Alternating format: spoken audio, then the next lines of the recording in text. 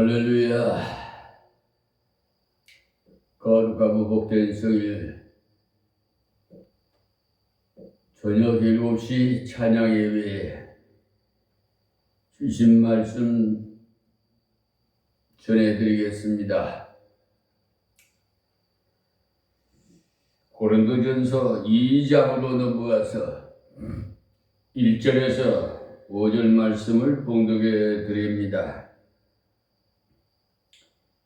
형제들아, 내가 너희에게 나아가 하나님의 증거를 전할 때 말과 지혜의 아름다운 것으로 아니하였나니 내가 너희 중에서 예수 그리스도와 그의 십자가에 못 박히신 것 외에는 아무것도 알지 아니하기로 작정하였음이라. 내가 너희 가운데 거할 때 약하며 두려워하며 심히 떨었노라. 내 말과 내 전도함이 지혜에 권하는 말로 아니하고 다만 성령의 나타남과 능력으로 하여 너희 믿음이 사람의 지혜에 있지 아니하고 다만 하나님의 능력에 있게 하려 하였노라. 아멘.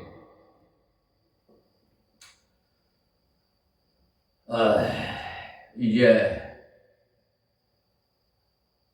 내일이 이 나라의 고유 명절인 중추절 추석이 다가왔습니다. 많은 국민들이 대이동을 하는 중에 있는 줄 믿고 안전하게 모두가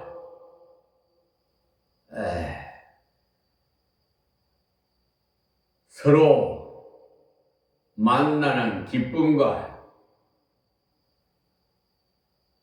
교제가 이루어지고 또 조상들의 성묘도 하고 무사히 다 귀경하시기를 기원 드립니다.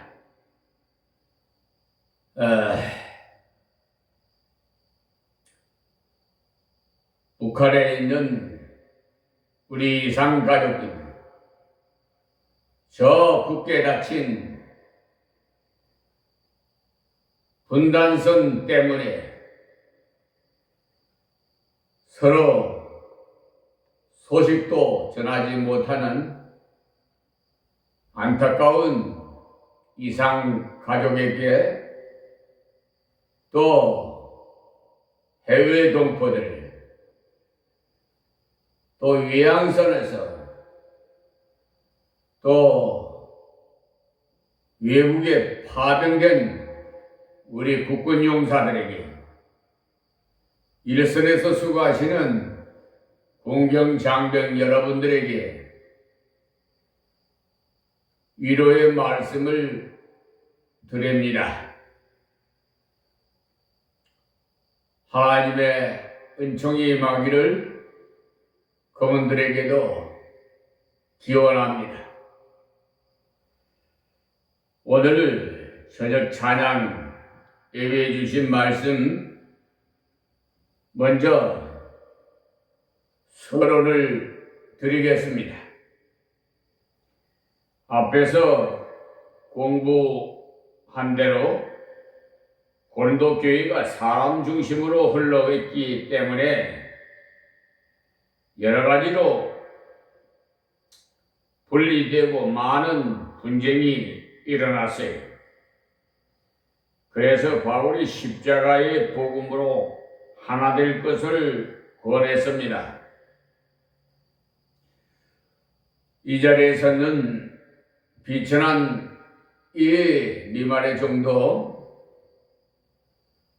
우리 남한 정치인들이 특별히 한 말씀, 권면의 말씀을 드리고 싶습니다. 제발 싸우지 마세요. 정경일 썩는 거 여러분들의 얼굴에다가 침을 뱉는 격이 됩니다. 남을 낮게 여기십시오. 그리고 존경하십시오. 서로 사랑하고 서로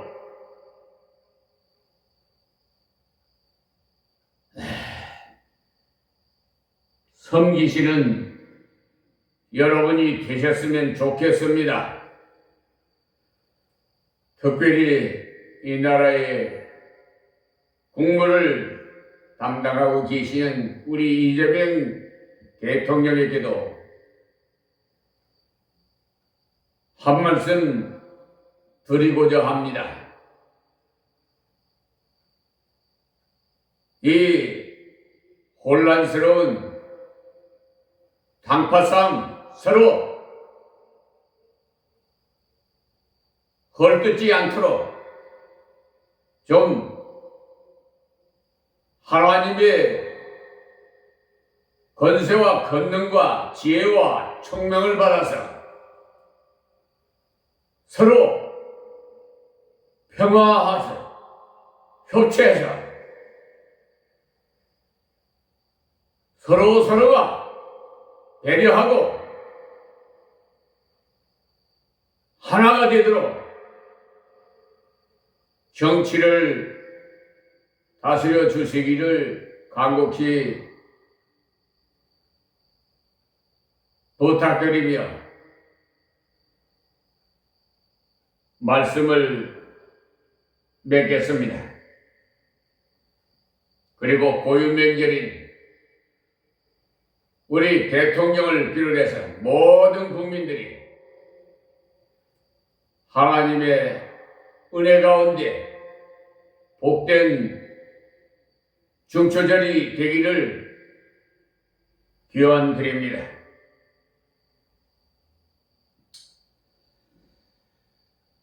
하나님께서 주신 소박한 십자가의 진리가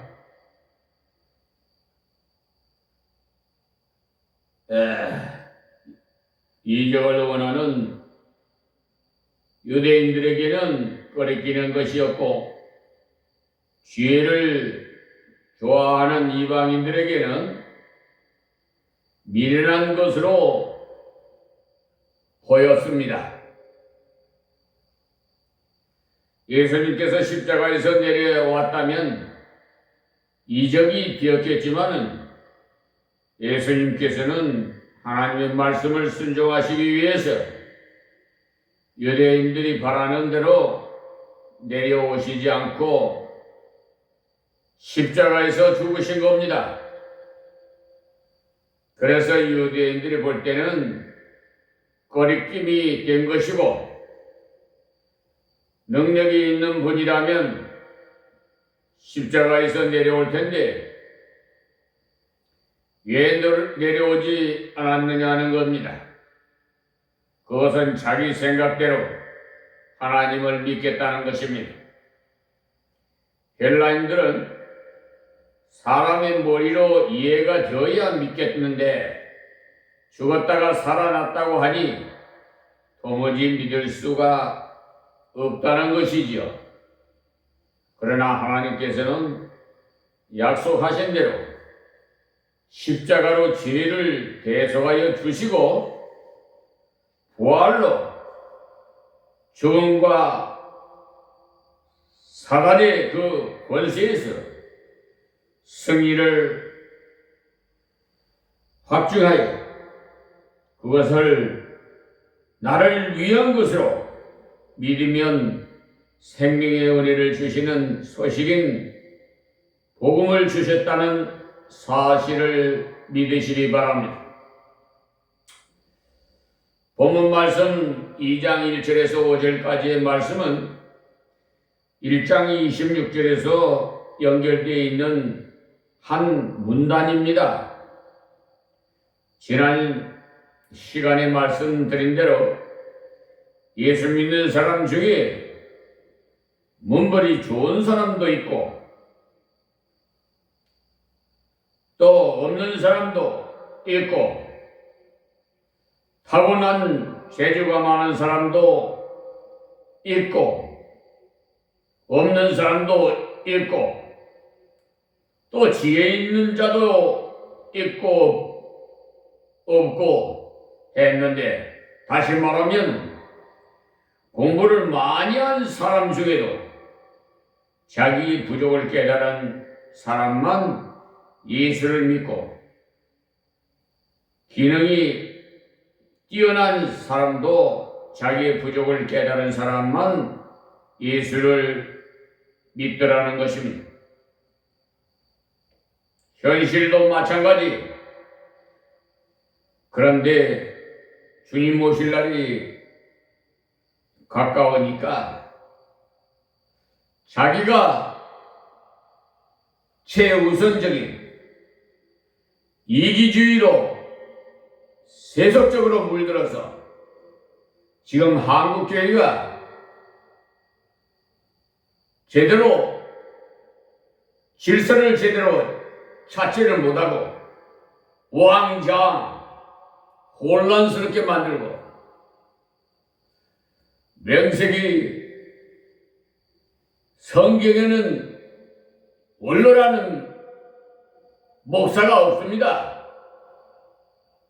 은퇴라는 목사도 없어요.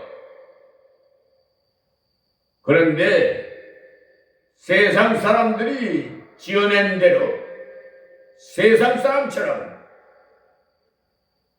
교회도 세습이 들어와서 세상의 본을 받아가지고 오히려 한국 교회가 세상이 본을 받아야 되는데 거꾸로 되어가고 있어요. 그래서 이렇게 혼란스럽고 혼잡하다는 것을 한국교회가 모두 성찰하고 회개해야 합니다. 하나님께서 천한 자들을 불러서 부한 자들을 부끄럽게 하셨고, 무능한 자를 불러서 유능한 자를 부끄럽게 하셨어요. 왜냐하면 그래야만이 하나님의 능력이 나타나기 때문에. 심지어 걸음더미에서 끌어올려서 보좌에까지 앉히시는 하나님이십니다. 사무엘상 2장 6절에 이하의 말씀을 묵상해 보시기를 바랍니다. 하나님은 죽이기도 하시고 살리기도 하시는 분이, 바울은 이 사실을 알기 때문에 고린도에 가서 전도할 때 사람의 방법과는 전혀 다른 방법으로 했다는 것을 알 수가 있어요. 앞에서 이미 말씀드린 바가 있습니다만, 바울이 고린도에 가서 그 이유가 있는데, 사도행전 17장 한번 읽어보시면 세계적인 철학의 도시인 아테네에 가서 있었던 바울이 거기서 하던 전도 실패를 기록되어 있어요. 그러니까 무엇이든지 자기가 먼저 생각이 앞서면 이런 실패가 온다는 사실을 명심하십시오. 바울의 머릿속에는 항상 세계를 복음으로 정복해야 되겠다는 그런 생각이 있었기 때문에, 세계를 정복하려면 10월 한쪽에서는 안 되기 때문에 세계를 정복하기 위해서는 두 도시를 거점으로 삼았는데, 그 하나는 로마고 하나는 아테네였어요. 이곳에 가기를 항상 소원했던 것입니다. 그 당시 로마가 정치적으로는 가장 영향력 있는 도시였고 문화적으로는 아테네가 가장 영향력 있는 도시였어요. 바울이 로마는 상당히 늦게 갔고 아테네는 일찍이 갈 수 있었어요. 바울이 아테네에 가기 전에 데살로니가 근처에서 복음을 전하다가 핍박을 받았고 또 베레아에서도 핍박을 받았고 동행한 분들과 떨어져서 혼자서 아테네에 갔어요. 우리가 낯선 곳에 가서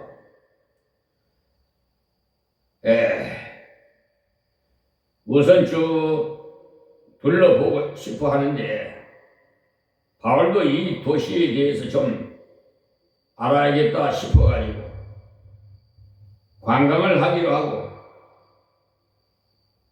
명소를 쭉 둘러보아 하니 온통 우상구덩이라 곳곳마다 우상이 있었어. 저 역시도 1990년 초에 일본을 갔습니다. 한 서너 발 뛰면 우상이 생각이 나와요. 하여튼 놀랐어요.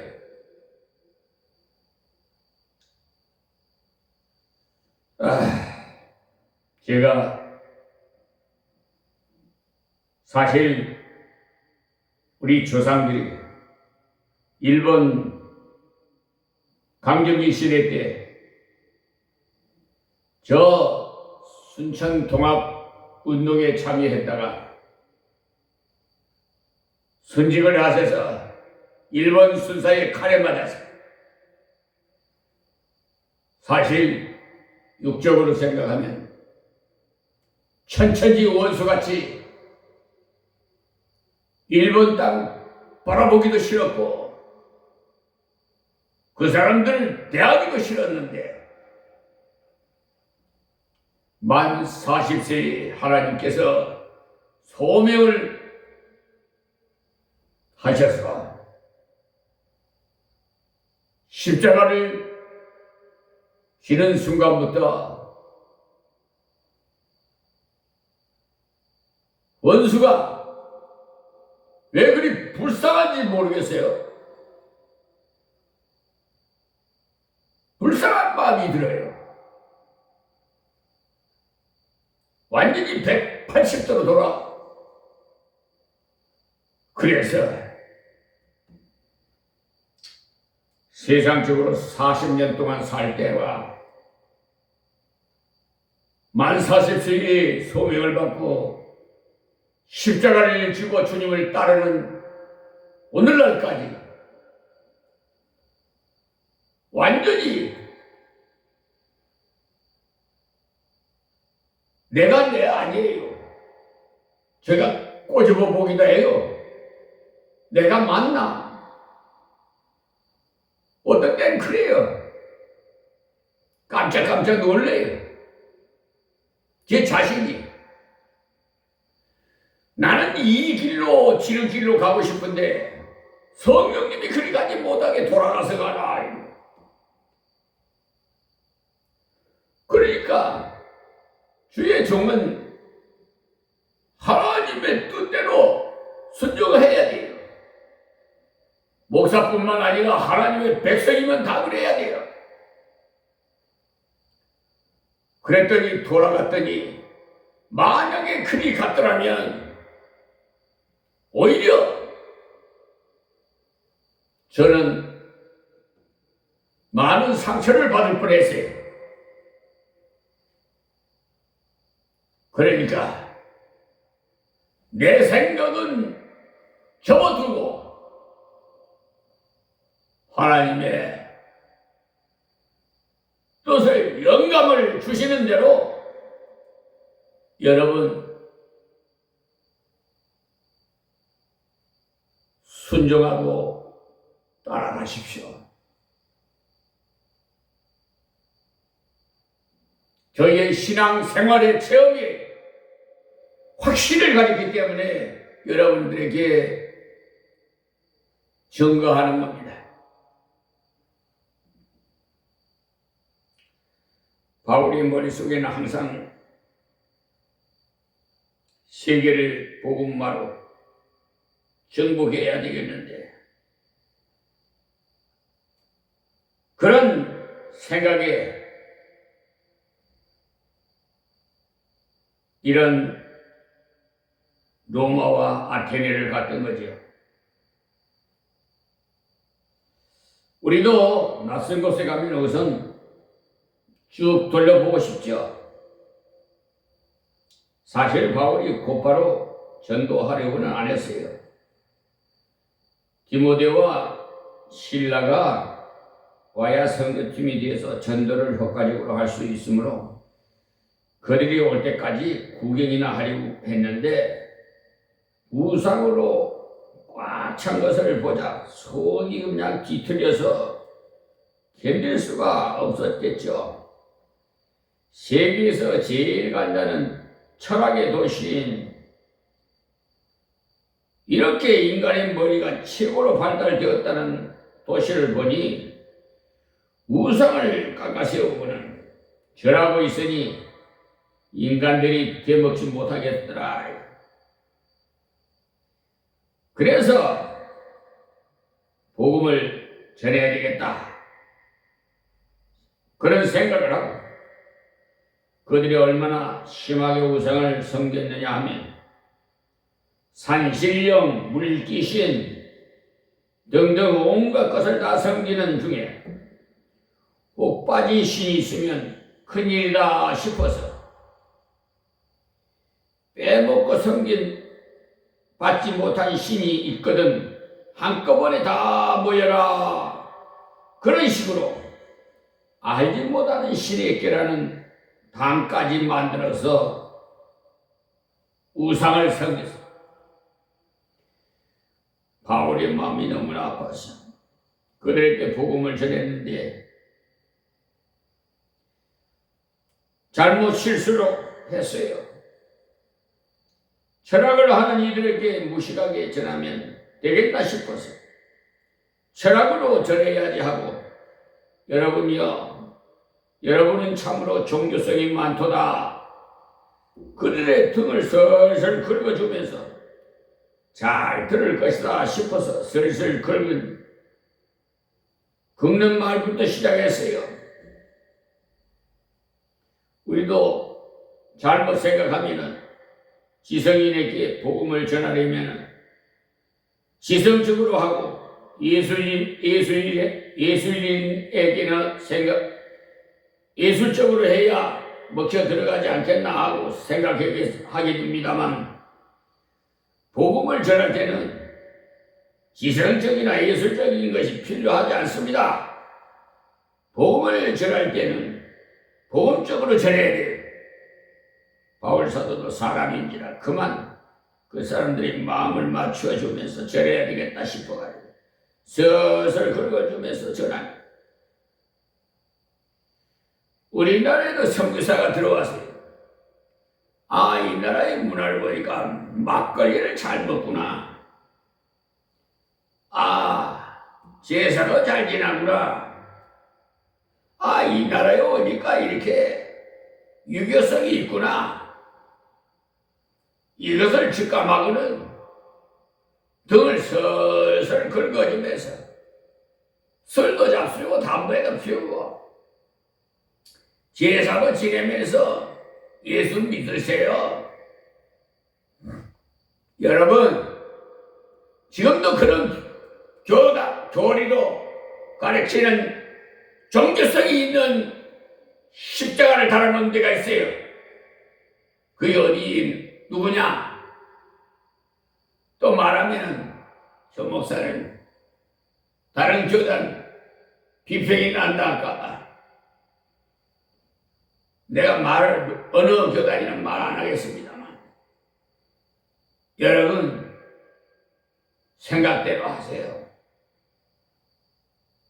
하나님께 기도해보고 말씀을 중심으로 해서 연구를 해보세요. 또 비천한 일이 미말의 종이지만 하나님께서 영감을 주셔서 강의 설교를 한 줄도 빠뜨리지 않고 어린이에서부터 노인에 이르기까지 알기 쉽게 풀어서 이해가 가도록 전해주는데도 시시하다. 아, 그거요, 알아. 이런 교만한 자들은 믿음이 성장 안 해요. 또 하나님이 기뻐하지 않아요. 알아도 겸손하게 듣고 읽고 지키는 자가 복이 있다고 계시록 1장 3절에 말씀하셨거든요.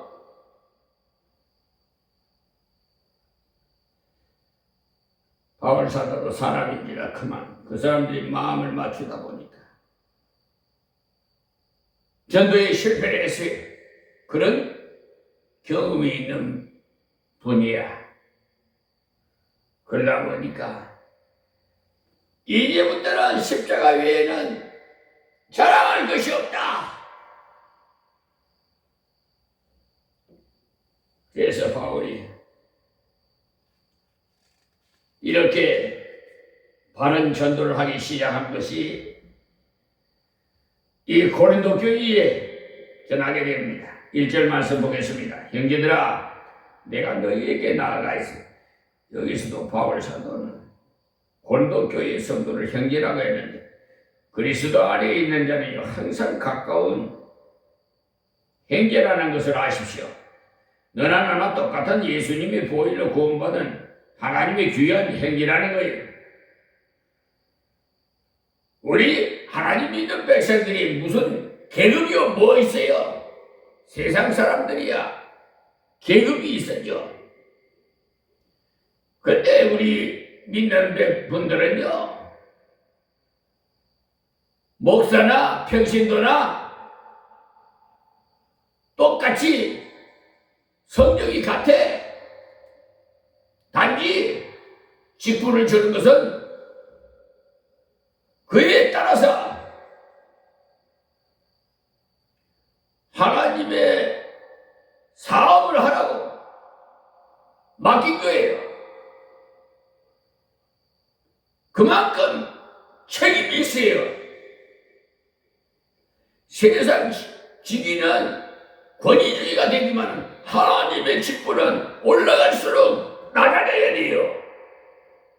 그런데 감히 말이야, 뭐 성경에 원로 목사도 없고 은퇴 목사도 없는데 그런 걸 지어내가지고 뭐 아이고 날 역겨워서 내가 정말 막 이렇게 미혹을 당해가지고 말이야. 자기들은 몰라요. 너 술 취했지 하면 내가 왜 술 취했어? 너 미쳤다. 내가 왜 미쳤어? 다 이럽니다. 자기 자신을 몰라요. 우리를 너무나 잘 아시는 분은 하나님이에요. 그리고 제3자예요. 영안의 눈이를 떠는 사람은 아, 저 사람이 벌써 마귀에 미혹당했구나. 벌써 알아요.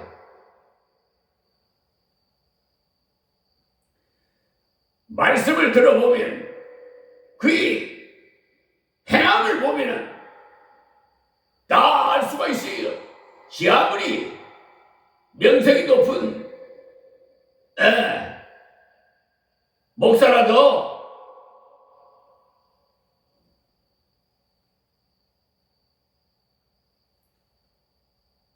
그 길에서 이탈되면 다 미혹이 특정한 거예요. 마귀 사탄이. 근데 아유 참 보기 싫은 사람 유튜브에 방송에 이렇게 하다가 보면 제작을 하다 보면 간혹 보이는데 주여 이분을 회개시켜 주시옵소서.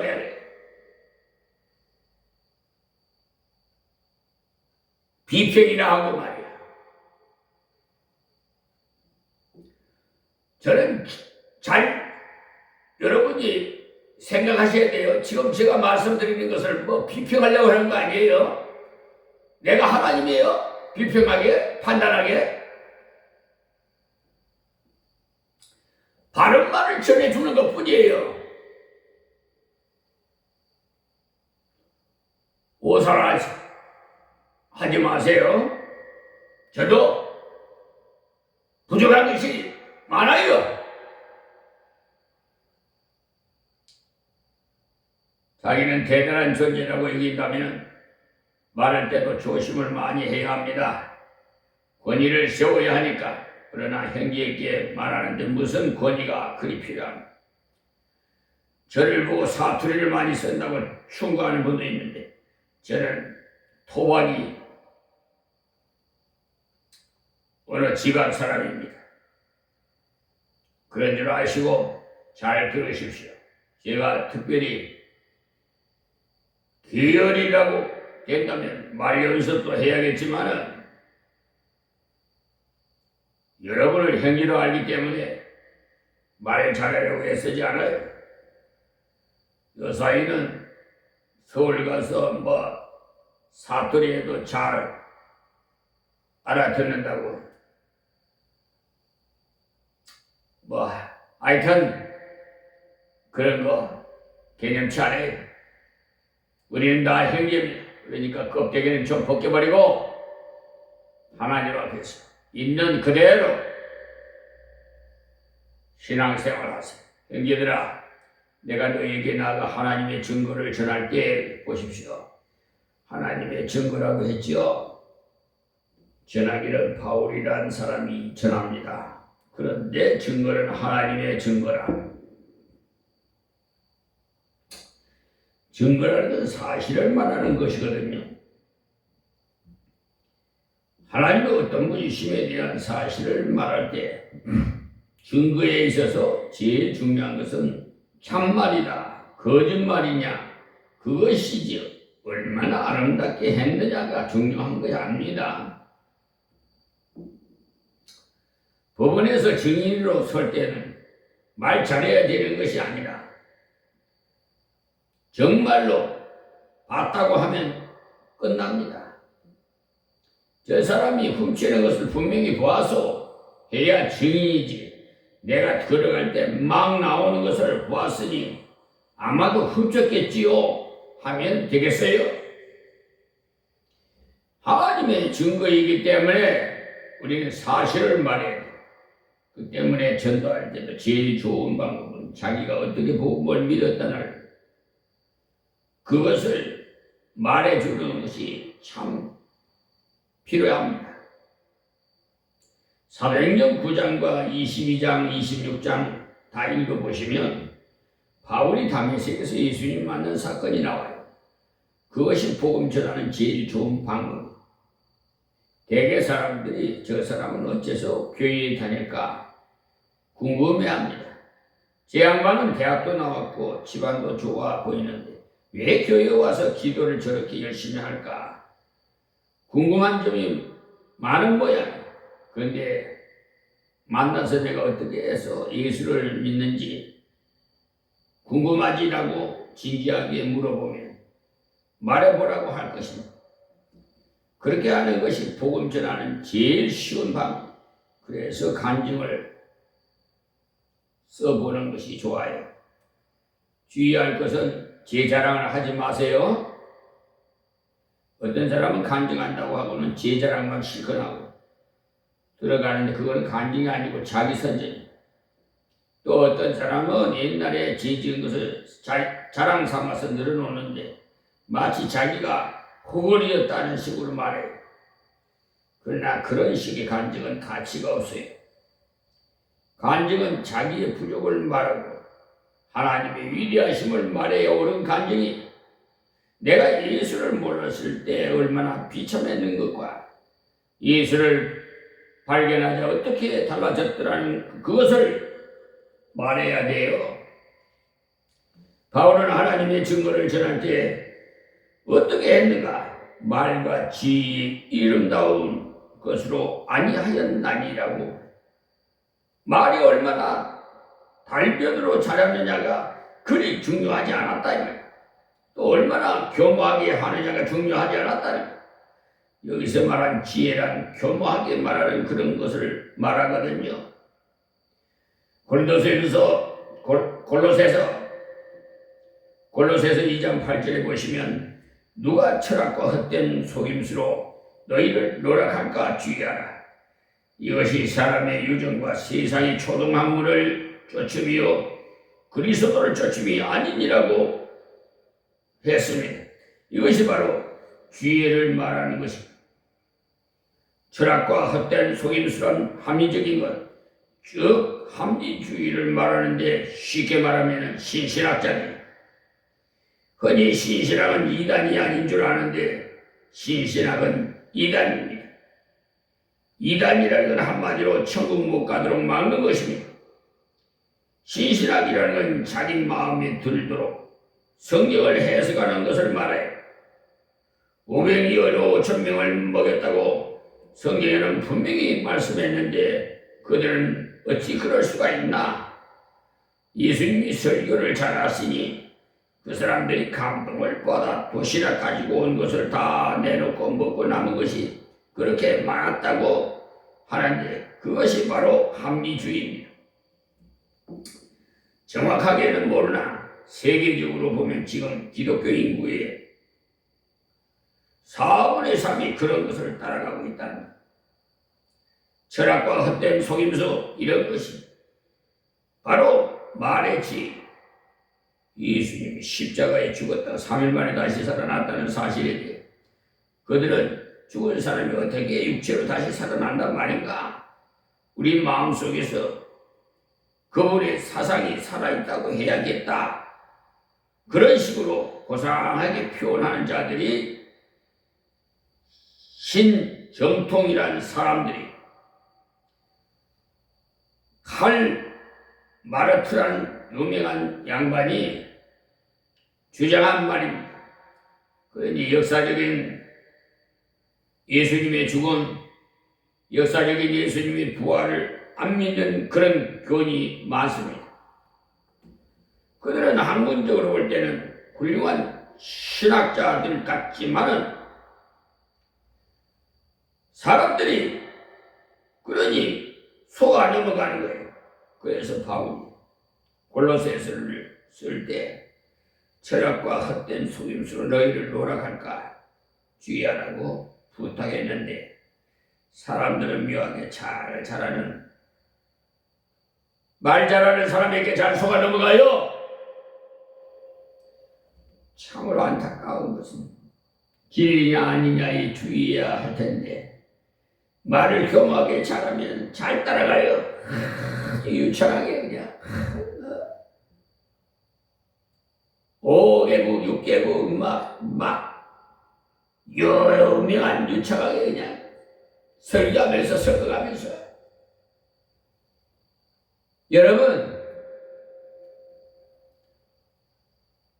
여러분들이 생각할 때 좀 배운 사람을 생각할 때는 저 사람이 참 똑똑하구나 많이 배웠구나 여길지 모르겠으나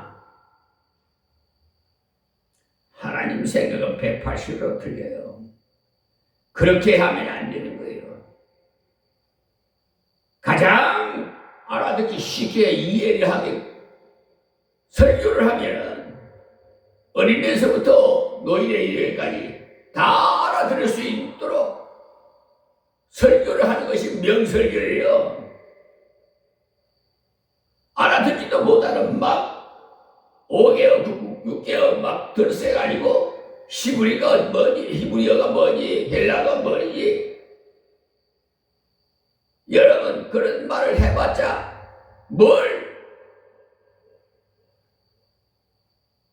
여러분 깨달은 것이 뭐가 있겠어요? 가장 핵심적인 키포인트는 예수님 십자가에 3일 만에 부활했어요. 이걸 증거해야 되는데 엉뚱한 것을 붙여가지고 그냥 합리화시켜서 혼란스럽게 만드는 거예요. 구원파 같은 경우에는 한번 구원받아서 이제 막 살아도 괜찮다. 여러분, 이 세상이 너무 지금 혼란스러워요.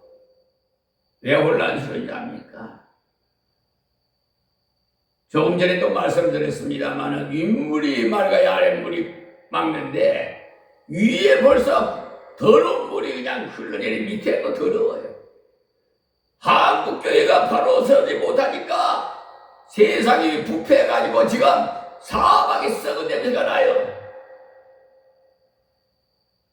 돈이 우상이 돼가지고 돈벌이 하느라 반가운 시간이 돌아왔습니다. 헌금하는 시간입니다. 여러분 그거 누가 그랬어요? 하나님이 돈이 없어서 헌금 시간이 좋아해? 하나님 공장만 내 손에 주고 하는데 하나님이 좋아해? 왜 그러냐? 친구라고 그래. 하나님이 자기 친구야? 성경을 제대로 연구를 못하니까 엉뚱한 소리를 하는 거예요. 액면 그대로. 성경에 그냥 찬송가나 예수는 나의 친구요. 나와요.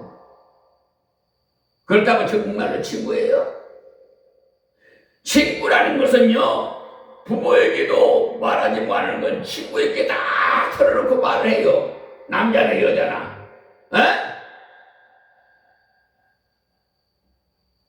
그렇게 친근감이 가게끔 하시는 분이 우리 하나님이야. 어디 가니? 하나님 꼼짝만 내 손에 주고 이런 말이 어떻게 나와? 에? 그리고 WCC 배도 집단에 소신을 섬기고 동성연애를 찬성하고 다른 종교도 구원이 있다는데 그런 데를 왜 가? 가입한 데를. 에?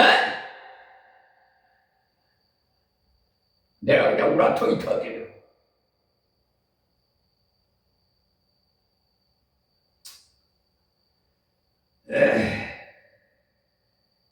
여러분 속임수에 넘어가지 마세요.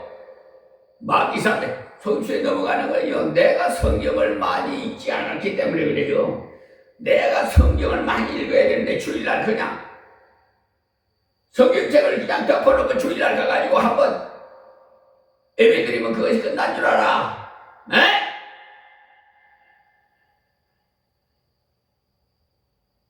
여러분 밥 일주일에 한 번 먹고 맙니까?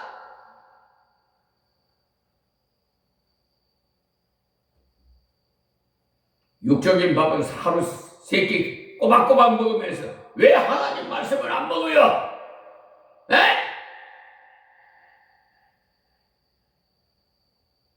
그냥 정말이야. 아유.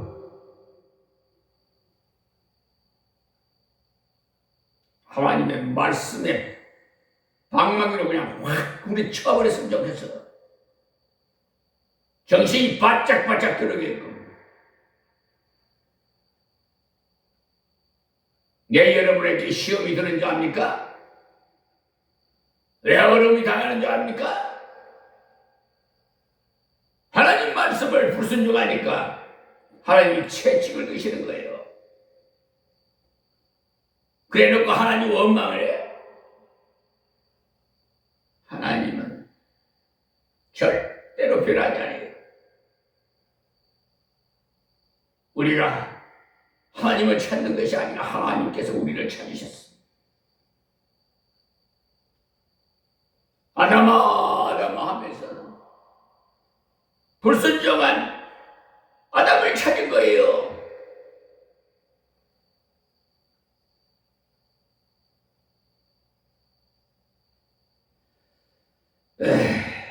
참으로 안타까운 것은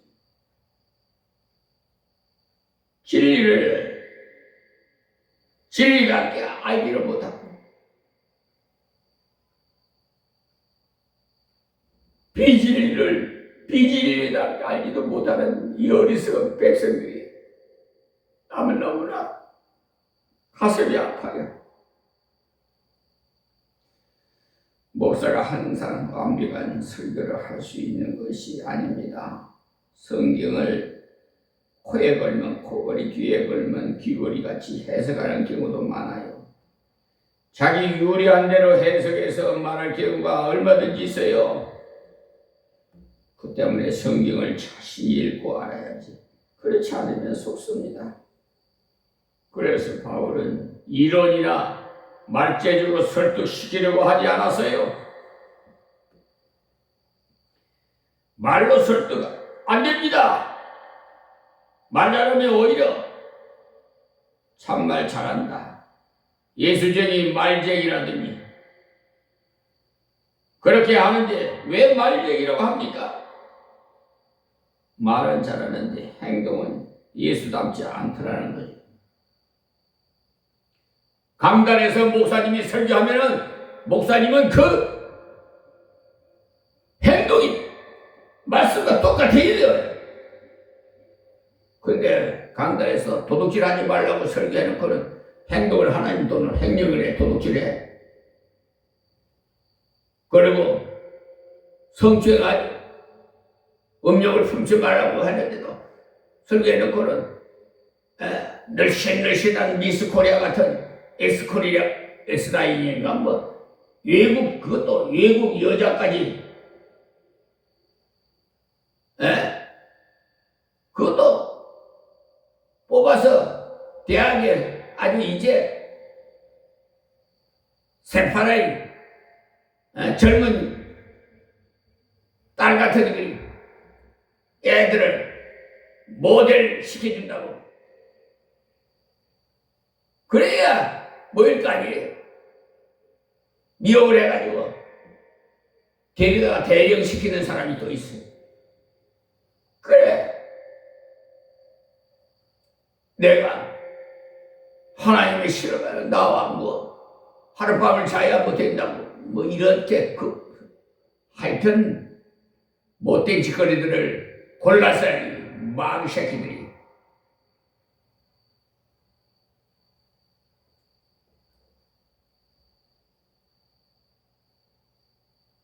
지금 감옥소에 가서 감옥생활 하고 있잖아요.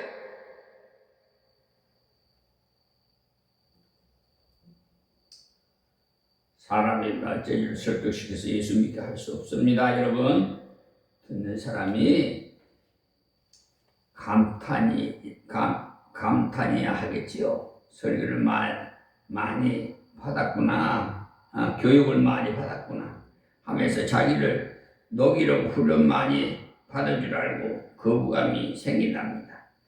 그러니까 전도할 때 말 잘하려고 너무 애쓰지 말아요. 말을 너무 잘하면 거부감이 생겨. 훈련을 많이 받은 이 사람이 홀릴라 싶어가지고 오히려 안 믿는다는 거예요. 그러나 좀 더듬거리면서 얼굴도 좀 남보기에 별로 그런 사람이 전화를 듣는 사람 속으로는 이 사람이 속에는 무엇이 있겠니 했는데 표현을 잘 못하는구나. 그래도 내한테 말해주려고 애를 쓰는구나 싶어서 좀 더 알아보려고 직접 교회에 찾아왔다는 사람도 있어요. 전도는 하나님 하시는 것이 사람이 자유로 되어지는 것은 아니라 이것을 아십시오. 자, 오늘은 여기에서 말씀을 맺겠습니다. 내일 중추절 가족과 다복하게 일가 친척과 성묘도 하시고 다 좋은 중추절 날 그런 추억을 만드시기를 바라면서 기도드리겠습니다. 하나님 고맙고 감사합니다. 주신 말씀 증거에 싸우니 아버지가 듣는 자마다 다 흘러버릴 것이 아니라 심중에 깊이 새겨서 자아성찰하게 해주시고 우리 한국교회가 다시 부활하는 역사가 일어나게 해주시옵소서.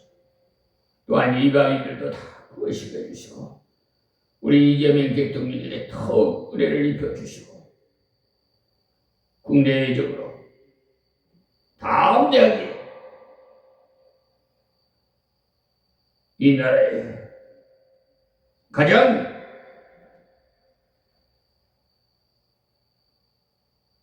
통수권자인 공무원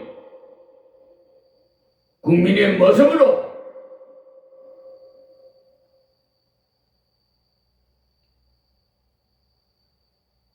일할 수 있는 은혜를 베풀어 주시옵소서. 절대로 외교와 굴욕적인 외교를 하지 못하게 하옵소서.